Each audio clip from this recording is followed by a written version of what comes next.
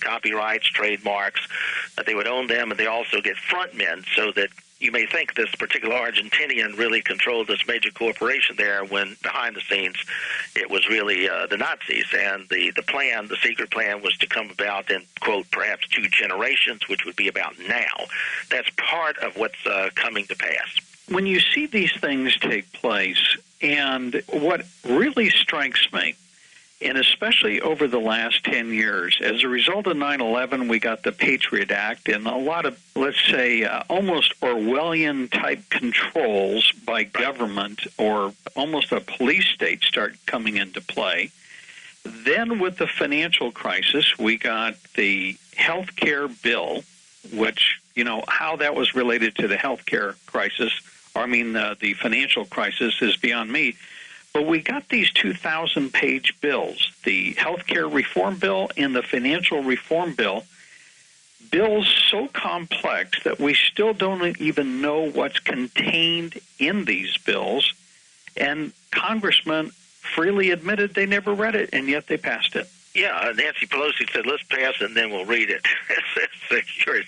And the current deal, so to speak, doesn't take into account Obamacare and some of these other things. And in the first place, you can never lock in future Congresses. So in a couple of years, it's virtually meaningless what they agreed to now. Plus, the budget of the CBO figures, which was established in 1974 when Nixon's got us off the gold standard, kicks in an automatic increase. So when they talk about these big cuts that we're going to have, which really aren't current, it's not currently, they're down the road, out years and so on. What they're really talking about is cutting the rate of increase. So over 10 years or so, we'll have at least $7-8 trillion increase in the debt anyway. And regardless of this deal, I think Moody's either has or is about to reduce our rating. So that's going to kick in inflation. And so what you'll have is what they wanted all along is an increase in taxes. They just won't call it taxes. It'll be through inflation. But it'll amount to the same thing. And so all of this is, as you said, moving us towards a crisis, a debt crisis and other economic crises, so that the people reluctantly will be in a position of accepting this global currency. Now, the dollar will still be around, just like the lira and pound and franc and so forth, but it won't be, it won't be worth anything. So at first, international transactions will be conducted through this global currency, and then it will be simply the accepted means for all financial transactions. It's amazing right now, because we're talking about, and you heard in the budget debate, that we needed to have a balanced approach, meaning we needed to raise more taxes. And what I find amazing, the Wall Street Journal ran in their editorial section last week an article that I found astounding. And I'm just going to quote this to you. According to the most recent government data, today some 50.5 million Americans are on Medicaid, 46.5 million are on Medicare, 52 million are on Social Security, 5 million on SSI, 7.5 million on unemployment insurance, 44.6 million on food stamps, 24 million get a earned income credit, which is another welfare payment, and spending by the government from 1965 on these programs has gone from 28% to 66% of the federal budget. And not included in this is Obamacare, which will also place 30 million new Americans on government health care. On the revenue side, close to 50% of Americans don't pay, and I want to emphasize the difference, don't pay income tax. They may pay a Social Security tax if they have a job, but they don't pay income tax. So is this really part of the socialism plan? And how can you have half of the people in the country on some form of government pay or receiving a payment or entitlement, and almost half not paying taxes? How does that work? Well, as I indicated, it's all part of this plan. Woodrow Wilson said there's a power somewhere so complete, so pervasive, so interlocked, so watchful, you better not speak above your breath when you speak in condemnation of it. And then FDR, in the first year of his administration, wrote a letter to Wilson's chief advisor, Colonel House, saying the real truth of the matter is, as you and I know, that the financial element in our larger centers has owned, not just influenced, own the government ever since the days of Andrew Jackson. And so what they do is, as you said about Orwell, they have a built-in constituency. You have a lot of boomers who are just starting to get Social Security and Medicare and so forth. And what that means is they're heavily dependent, not only upon whatever it is, Medicare, Medicaid, Social Security, but they're dependent upon the current the global economic situation. So, for example, let's say they object to jobs going overseas and so forth and so on. The problem is if you come back to the way it was previously, all of these major corporations are heavily invested overseas in their factories and capital expenses and so forth. And so to cut that off would mean a drop in their value on the stock market, which would then in turn hurt the baby boomers, 401ks. So they're not going to do that. And the translation of all that is, quote, they have come to love Big Brother. You have a built-in constituency to protect the current rate of payment to various people. Plus, as you said, the people who are unemployed or not paying any taxes, that is a built-in constituency for maintaining that. So that's why a lot of people are very, very reluctant in Congress to do anything to undermine that, even though they know that it's driving us over the edge. And so it's all very, very much part of a masterful plan that's going on, which no matter which way you go, we are going to have, by 2018, a global currency, and that will set us up for the world government managing the world economic situation, including trade.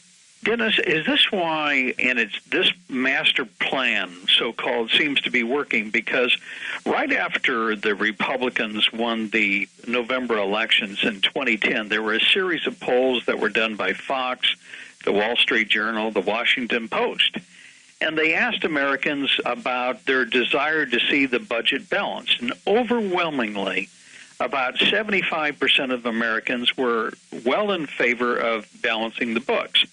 Well, then the pollsters took the question to a second level. Would you be in favor of balancing the books if it required cutbacks in Social Security, Medicare, and, of course, the entitlements that we were talking about? And then the polls flip-flopped. Very few Americans were in favor of doing anything to entitlements. And then another question was asked, and it was, do you believe if taxes should be raised on the wealthy, that they pay more of their fair share of taxes in order to balance up the budget? And, of course, overwhelmingly, the Americans said yes. So the way the debate is being framed for the public is somehow there is some rich guy out there that is basically getting away with not paying his taxes or not paying his fair share. And if only we can extract more revenues from this person, everybody can have all the goodies that they've been receiving from the government. And yet the IRS tables show that a small percentage of Americans pay the bulk of the country's income taxes. Yeah, as I said, this is a multifaceted approach. First of all, they had to dumb down the public so they don't even understand what you just said, which unfortunately they don't. And then that was deliberate. And we, another time, another place, we can go into that. But what you have is, in the 80s, you would find commercials, and they changed from here are the 5 reasons to buy this tennis shoe to a sort of MTV associative, a psychological association, whereby, you'd show a pretty girl doing something and you'd say, you would link it. Okay, I want to buy the product because the pretty girl's with the product, and you associate a good feeling with buying the product. And so you dumb down the people so that they can be manipulated psychologically. When I say these things in my various books, Secret Records Reveal, I actually put the quotes. 1928, Edward Bernays, the father of public opinion, as he's called, said, we have the power to manipulate you now. And there are examples as to how he did that. And so what you do is you present a psychological profile of the, quote, so-called rich. Never mind the fact that homeless people don't hire others, so it's the, quote, rich who are actually going to employ people, and we need to have unemployment solved primarily to get the economy rolling in the first place. Okay, but you present a picture of them, sort of like, you remember the book The Ugly American? So you present this picture and you use examples. You say, okay, here's what these people in Congress did. They're really bought by the fat cats, as they would call them. And there's various reasons why that could be believable. There's actually cartoon of John D. Rockefeller and Carnegie and J.P. Morgan welcoming Karl Marx. Why? Because they're really not capitalist free enterprise. They're monopoly capitalists. John D. Rockefeller said competition is a sin.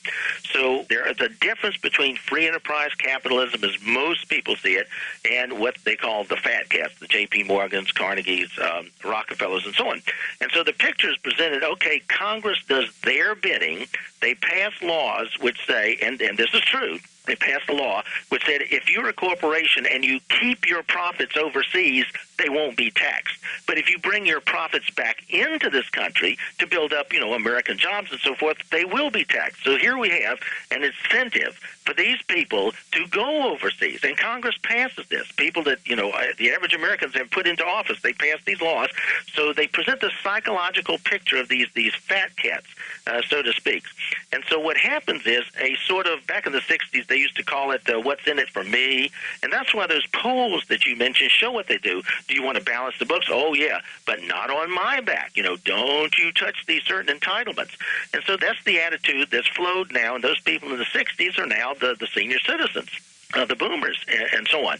And so what you do is you couple that with the ability of certain of these, quote, fat cats to transfer monies.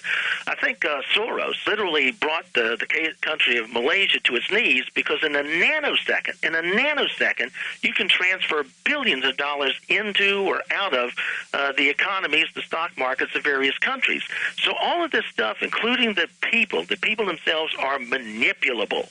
And let's speak of these people like the Rockefellers and the Soroses. I think, when you read history, and I've read Tragedy and Hope, it's amazing when you look at the history books, whether it was World War I or it was World War II, you find Rockefeller interest or financial interest like J.P. Morgan that were supplying not only financing to our enemies, but also providing raw materials. For example, in your book, very few people are familiar or aware of the fact that Standard Oil was providing oil to the Nazis, or that, for example, Alcoa at one point was providing aluminum to the Nazis where it was unavailable for U.S. manufacturers. Yeah, and that's part of the plan. Our ambassador, William Dodd, he wasn't, I guess, in on this. So there are a couple of letters and mentions in his diary from 1936 and 37 where he's writing back to the U.S. He's our ambassador to Germany at the time. And he's saying, I wonder why these corporations, American corporations, are putting all this money over here. They can't take the profits out of Germany and bring it back. I wonder why they're doing it. And the reason is we were deliberately, the power elite, as I call them, building up the Nazi Wehrmacht, the war-making machine. There were at least about 100 corporations which even into the war, even after the U.S. had ended the war, still had their people over in Germany helping in various ways. IBM was using the sort of what you would call the initial computer cards. They weren't called that. They had another name, but they were helping in that